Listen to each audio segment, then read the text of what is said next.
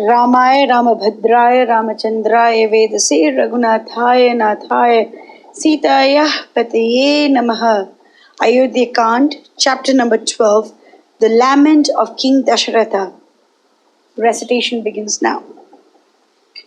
Kaikeyi's words fell like a thunderbolt on Dasaratha's ears.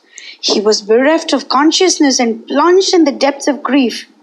It is not my Kaikeyi of guileless heart to oppose Rama's coronation and wound me so cruelly. She is never known to talk thus, so I cannot take it as a fact. Is it some horrid dream? Nay, I sleep not, but am broad awake. Am I gone mad? No, I see nothing tending thereto. Is it some flash of memory from far-off births? It cannot be.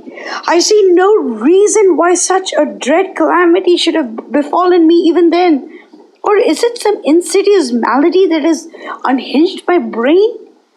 He thought long and earnestly over it, but was no nearer the solution.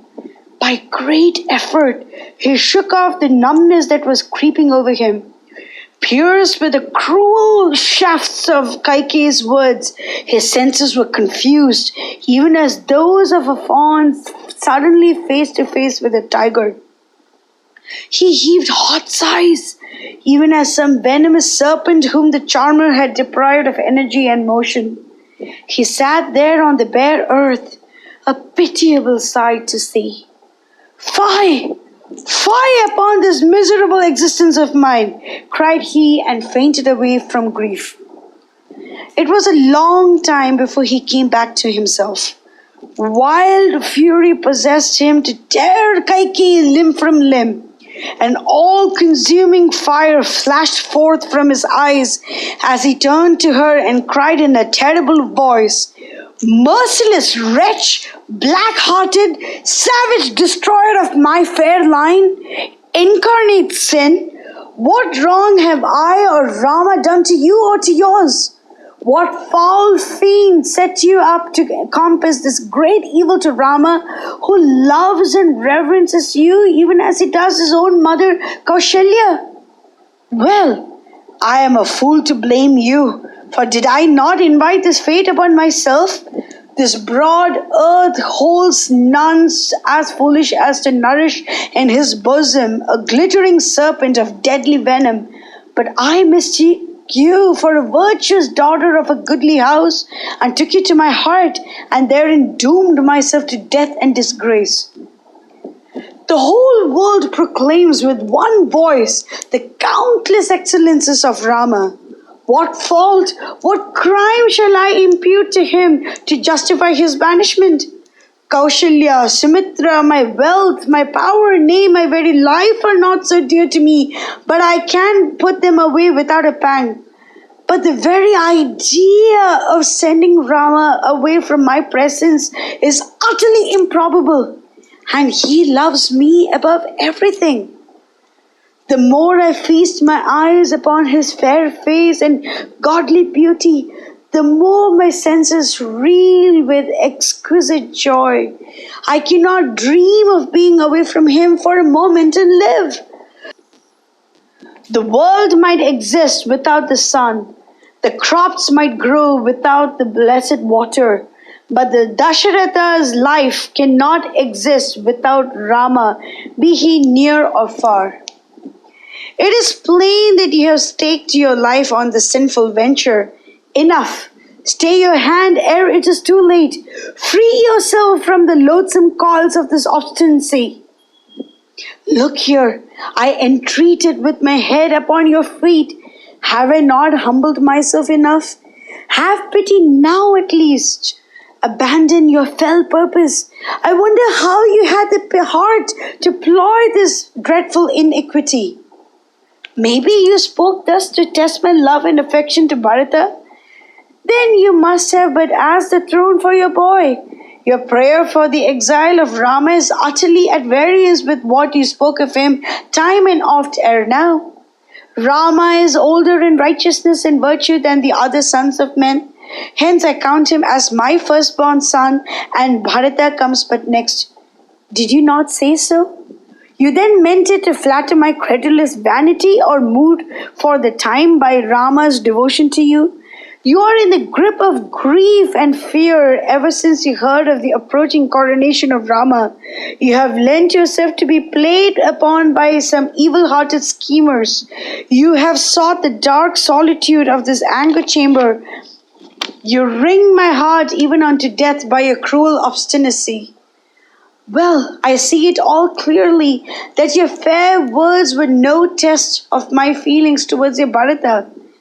They say it prophesies the downfall of a noble line when some well-conducted member of it turns out all unexpectedly perverse and wicked. You were known even till now to love right and fear wrong. But this sudden moral twist foretells some dire calamity to the line of Ikshvaku.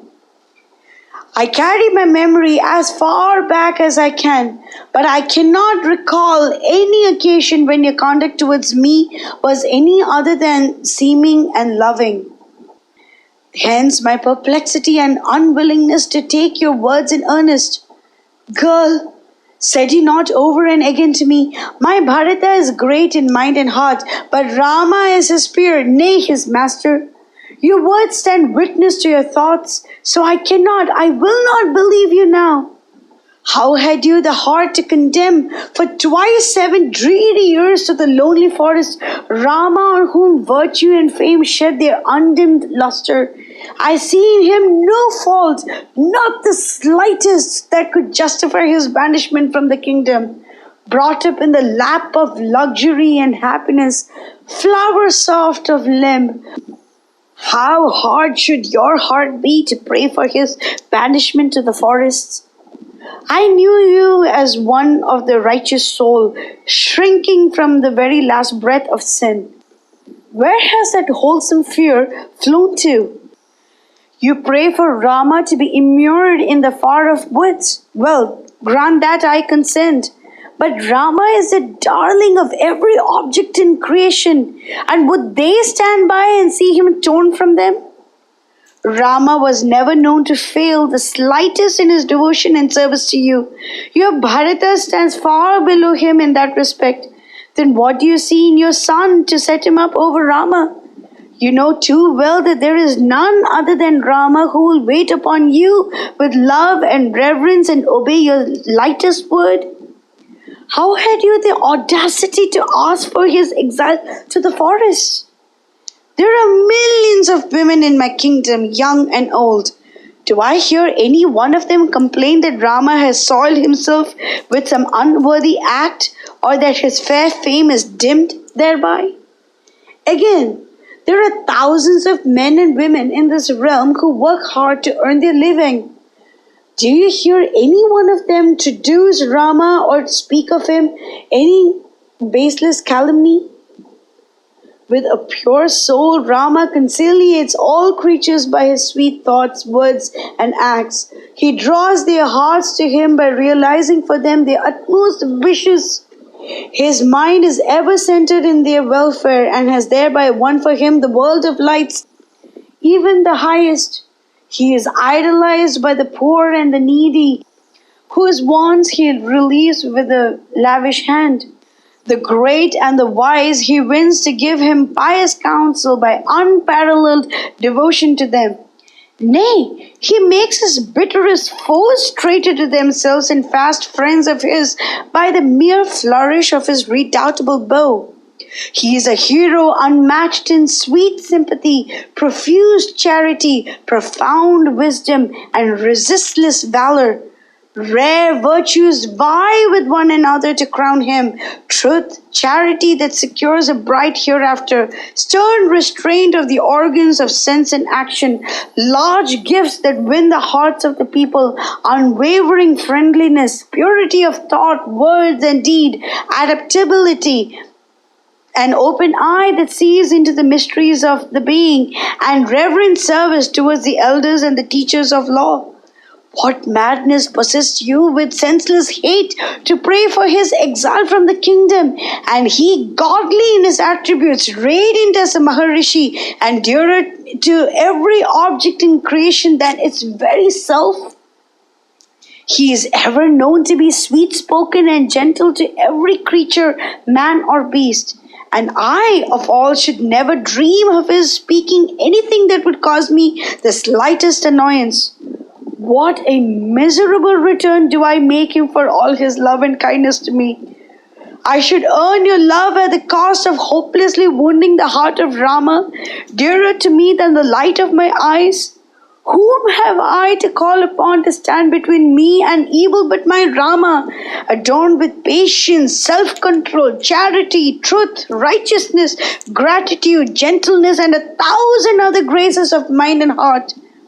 And him you would have me put away from myself?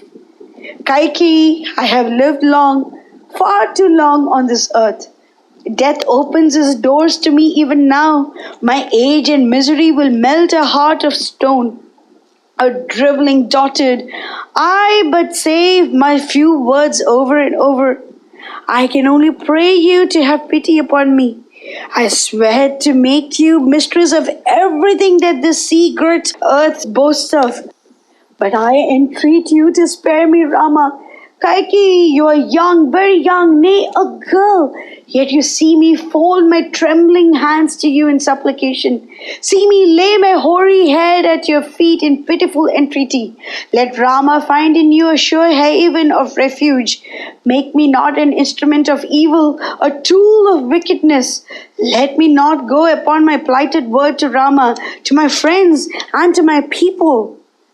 Thus he raved on, consumed with grief, and fainted quiet, recovered himself after a time, staggered like one suddenly hit, remembered that the hour was drawing nigh when he would have to part from Rama, and overwhelmed with sorrow, he entreated her again to rescue him from a shameful death. But Kaikeyi